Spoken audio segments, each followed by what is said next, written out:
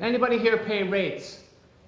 Now this applies across the board with things like rates and social charges, all the stuff the councils are trying to take off you. I believe Dublin City Council are here today, are they? Well, good information. Okay. This is what we've discovered.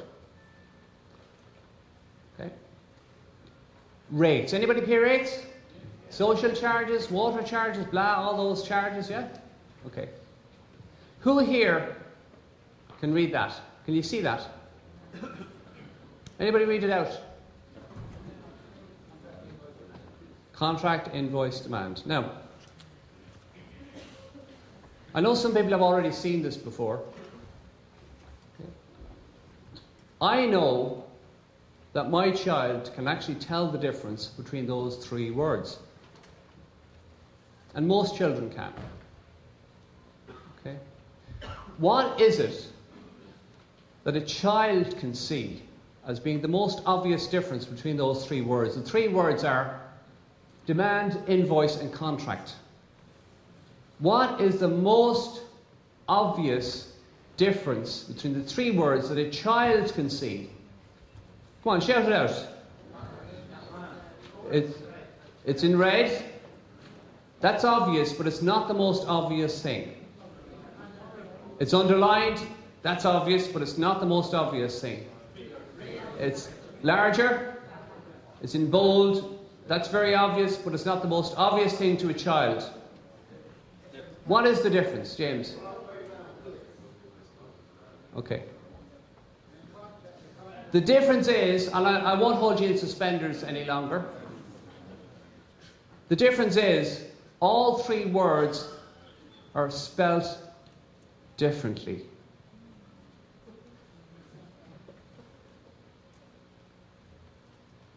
Yeah? You get it? Why are they spelt differently? They have, somebody said it? Because they have three different meanings. Different words are spelt differently because they have different meanings. It's very simple, isn't it? You see, we're just simple lay people. We're just simple lay people. Okay? We like simplicity. We like things to be straightforward. Does anybody know what the legal definition of a demand is? When a Garda stops you on the road and says, I demand your name. Is there any guards here? I'm not being disingenuous towards the guards, I'm just giving you a funny example. Okay? What is the legal definition of the word demand? It's a request. Has anybody ever received demands from the council for something?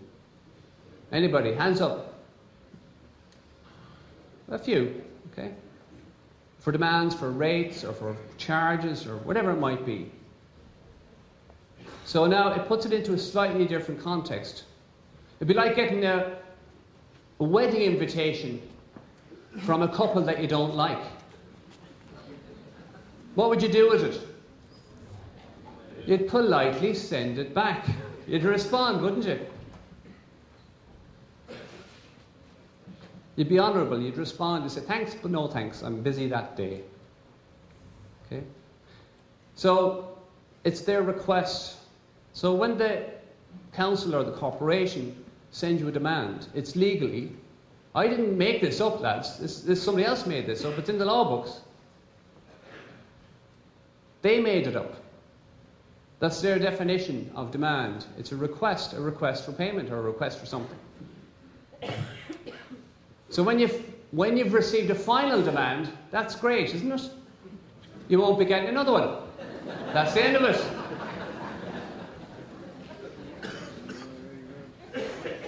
It's logic. You'd be writing to them and say, thanks very much for your final demand. Please find it enclosed. Okay? Maybe you will, maybe you won't, I don't know. So the word demand, it actually said, I'll read it out, and you can look this up. I got this out of Black's Law Dictionary 2009. Demand, a request for payment of a debt or an amount due. And it has other similar words, or analogous, I think the word is, similar words. A demand is a request, a demand is a claim, a demand is a requirement, you're required, a demand is to seek. Very nice, pleasant words. So demands aren't as aggressive or abrasive as people perceive them to be once you know a little bit about the law. Okay. Now, who here has received a signed, validated invoice from the council? Anybody? An invoice, I'll tell you, oh, it's a good question. This man just asked me what I mean by that, and I'm assuming he means what you mean by the word invoice. So the word invoice here is defined. This is not my definition, lads. This is what it says here. An itemised list of goods or services furnished by a seller to a buyer. An itemised list of goods or services from a seller to a buyer. Makes sense, doesn't it? Somebody does some work for you or does something for you. They send you an invoice. If they've done what you've asked them to do, a bit like Moody's and Standards and Poor's and Fitch's, you'll be paying them, won't you? But they'll itemise the work they've done, they've carried out. If there's something on that list that they haven't done, you're going to challenge it, aren't you? When was the last time you got an invoice from the council? Anybody here get an invoice from the council? An invoice for water. And did they say how much water you used? Oh, that's good. And you've paid it, obviously. Okay, that's fine. That's fair enough, isn't it? Now, did you have this man here, just clarify, you got an invoice from the council for water charges. And they itemised your use, how much you used, la la la la la, so on and so forth, and he paid it. Okay? Now, question for you.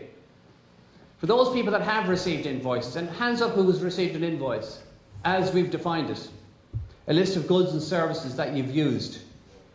Water. Anybody else received invoices for anything else other than water? Bins. What? Bins. Bins. Okay. So, you've no problem paying for the goods and services that you use. Because you're all honourable people. Isn't that right? Okay. Anybody receive a rates demand? Some people have. Have you received an invoice for the rates? Okay? A bill. And is it down as an invoice bill or a bill? A bill. Have they listed out the goods and services that they have provided on that bill? No. So they haven't met with the legal definition of what an invoice is. So why don't you simply ask them for an invoice then? To break down the goods and services that you have received. Okay, now another question for yourself. I know we've talked before. You've received an invoice for the water rates, for the water charges, whatever it might be. And they have listed them down, the cubic usage and all the rest of it. Do you have a contract with the council for the provision of said goods and services?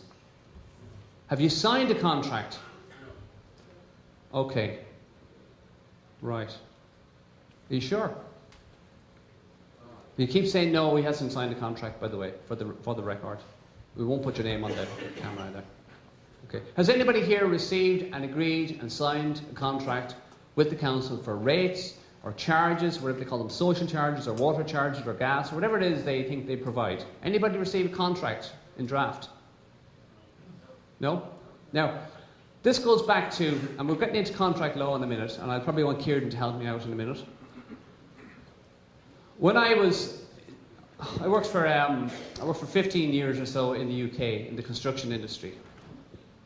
And as a junior planner stroke engineer, one of my jobs for a period of 6 or 8 months was to examine contracts on behalf of my boss. Okay. So as a planner, I would sit down and we'd have things like, there'd be a draft contract, there'd be preambles, there'd be specifications, there'd be bills of quantities, and probably 1 or 2 other documents. And they're all very, very clearly defined documents. Because you know why? Do you know how I knew what a contract was? It was wrote on it. Yes. Who said that? Come on up to the top of the class. Hey, give me a hand, give me a round of applause. That's it. It was wrote on it. The word contract was wrote on it. And when we were looking at bills of quantities, the word bills of quantities was on the front sheet. And same with the specification, same with the preambles, and the same with the contract. How do you spell contract? C-O-N-T-R-A-C-T. So when somebody said to me, did you look at the contract? It was a very simple question, yes or no. So I spent about 6 or 8 months looking at these things, because we had to look at the contract to see if there was anything in the contracts that we didn't agree with. Okay? Very important document. Then I left the UK, came back to Ireland in 2002, and started working for a builder here. One of the bigger builders in the country. And again, I was looking at this stuff, all the paperwork. So I then decided to get into buying a bit of property. And I sourced property, I don't know where it was at the time, probably Carlow or something like that. And I sourced the property, then I went to a mortgage broker, and the mortgage broker had on his team a solicitor, and he obviously was in touch with the bank, blah, blah, blah, blah, blah. So I went to the mortgage broker and said, look, I'm buying this yoke here. Remember the yokes we were talking about on the screen? And can you sort me out? And he said, yeah, no problem. And he got a solicitor, and the solicitor sorted out some of the paperwork. And then the solicitor then, I said, look, send me on the paperwork and I'll have a look at it and I'll bring it back and so on and so forth. Because I've been used to looking at contracts. Okay? I'm great, like, I can look at contracts. I wasn't as great as I thought. So the solicitor, anyway, I think she faxed over this so-called contract, and it said on it, terms and conditions. I thought, that's strange. Why doesn't it say contract? Okay, so I brought it home anyway. I thought, well, I went through it. And what I did was, I went through every word in it and every page. And as was my job before, I highlighted stuff, I put lines through stuff, I edited stuff, I added pages in, I took pages out, I put lines across it and red mark and ink and all this all over the place. I think every page had something on it or something removed from it, and I had additional stuff in, because some of the terms and conditions I just didn't agree with. It was that simple. Brought it back the next day, faxed it off to the solicitor. I actually found a little bit of paperwork from her there the other day. I was going to bring it along today. So, I'm glad I didn't.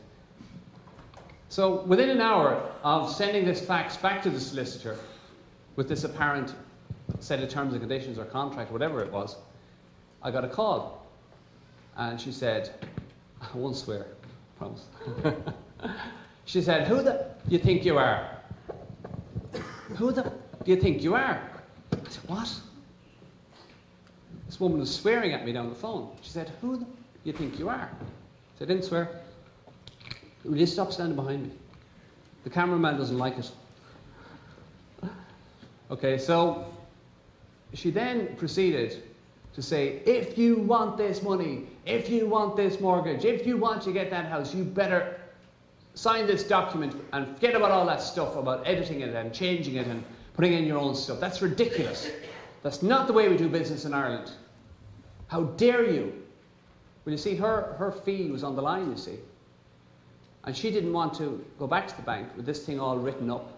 She didn't want to draft a contract and put it to the bank. Because what I was doing was I was engaging in what I thought was, you know, open terms and conditions and what I wanted on the contract and blah, blah. Now, I didn't change a hill of beans.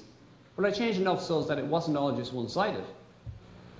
But she proceeded then to browbeat me over the phone. And you wouldn't think it was possible. Well, it wouldn't be possible now. But back then it was. Because I was in a place where I think I wanted the money, and I think I wanted the property, and I think I wanted this. It was my sort of internal greed. So I facilitated her browbeating me. But what she did was actually illegal, as well as unlawful. Okay? And I felt that big by the time she'd finished. I said, okay, fax it through again, I'll sign it. And, okay? I think it's called coercion, is that the word? Okay? That's what I did. Went off. Then I was off in a hack. Everything that came through, so easy. Okay? Piece of cake. Won't tell me a joke about that. That was fine. That got me off to a start anyway. Now, we get into contract law.